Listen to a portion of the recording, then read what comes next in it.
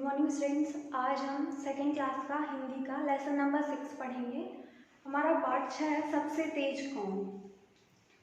एक दिन बैठे बैठे जंगल के राजा शेर के मन में एक प्रश्न आया, यह देखना चाहिए कि जानवरों में सबसे तेज कौन दौड़ता है।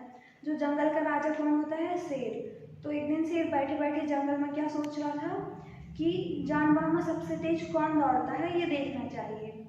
शेर ने अपने मंत्री गीदड़ को बुलाया और कहा, मंत्री जी, हमारे मन में एक प्रश्न है कि हमारे राज्य में सबसे तेज कौन दौड़ता है, यह कैसे जाना जाए। गीदड़ बोला, महाराज, यह तय करना तो बहुत ही आसान है। हम एक दौड़ प्रतियोगिता का आयोजन करेंगे। उस दौड़ में जो प्रथम आएगा उसे सबसे तेज दौड़ने वाला जानवर माना जाएगा।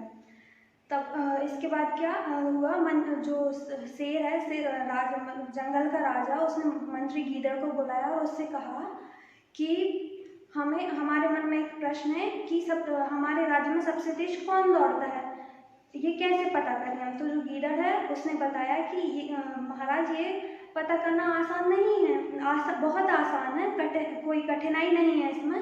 हम एक दौड़ प्रतियोगिता का आयोजन करेंगे जिसमें सभी जानवरों को हम दौड़ाएंगे। राजा को यह बात बहुत पसंद आई।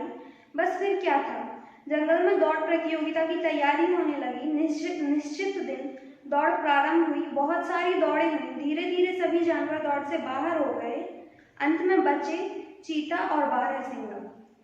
जब दौड़ प्रतियोगिता प्रारंभ हो गई तब सभी जानवर उस दौड़ प्रतियोगिता में सभी जानवरों ने भाग लिया। सभी दौड़े एक एक कर। सबसे आखिरी में कौन कौन बचा था? चीता और बारहसिंगा। अब अंतिम दौड़ की तैयारी होने लगी। फिर आया दौड़ का दिन। उस दिन रविवार था, जंगल की छुट्टी थी। सारे जानवर दौड़ के मैदान में इकट्ठा हो गए। आखिरी दौड़ किस किस के बीच थी? चीता और बारहसिंगा के। और कब हुई थी वो? रविवार के दिन। दौड़ एक बड़े नीम के पास से शुरू हुई। दोनों को मैदान से होकर पहाड़ी के दूसरे छोर तक जाना था। दौड़ के अंत वाले स्थान पर गीदड़ और उसके साथियों को खड़ा किया गया था। खरगोश झंडा लिए नीम के पेड़ के पास खड़ा था। उसने झंडा हिलाते हुए कहा, रेडी स्टेडी गो। गो सुनते ही चीता और बारहसिंगा दौड़े। एक नीम का पेड़ था वहां पर, उसके पास कौन कौन खड़ा था? वो आखिरी छोर था दौड़ का, वहां पर गीदड़ और उसके साथी खड़े थे। और दौड़ कहाँ से प्रारंभ हो रही थी? नीम के पेड़ के पास से। वहां पर कौन खड़ा था? खरगोश झंडा लेकर। सारे जानवर उत्साह से चिल्ला रहे थे। कोई चीते के साथ था तो कोई बारहसिंगा के साथ। बारहसिंगा कुछ ही देर में चीते से आगे निकल गया। लग रहा था कि वही जीतेगा। तभी उसके रास्ते में एक बड़ा पत्थर आया। दौड़ के जोश में वह उसे देख ना सका और उससे टकराकर गिर गया।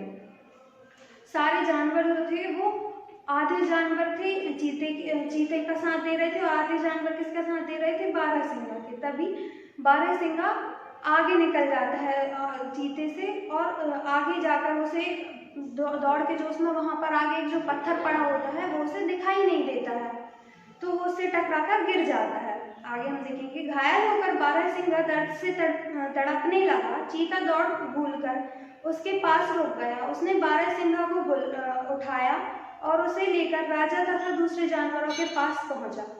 चीते के साथियों ने उसे दौड़ पूरी करने के लिए कहा, मगर चीता नहीं माना। उसने कहा, मेरा मित्र घायल है, मैं ऐसी स्थिति में दौड़ नहीं करूंगा।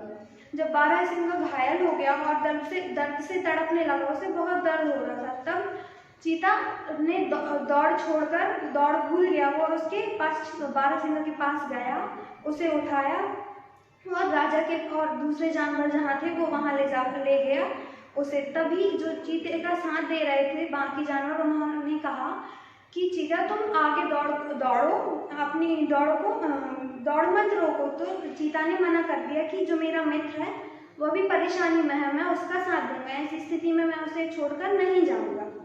राजा चीते के विचार सुनकर बहुत प्रसन्न हुआ। उसने चीते की पीठ थपथपाई और घोषणा की, चीता हार कर भी जीत गया, वही सबसे तेज दौड़ने वाला जानवर है।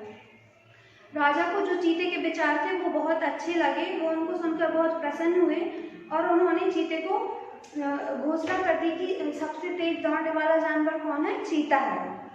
इस कहानी से हमें ये शिक्षा मिलती है कि हमें हमेशा दूसरों की सहायता करनी चाहिए। आपको इस कहानी में जो भी समझ ना आए आप वो हमसे पूछ सकती हैं ग्रुप पर, और इस पार्ट की आपको ग्रुप पर एक्सरसाइजेस मिल जाएंगी, उनको आपको सॉल्व करना है।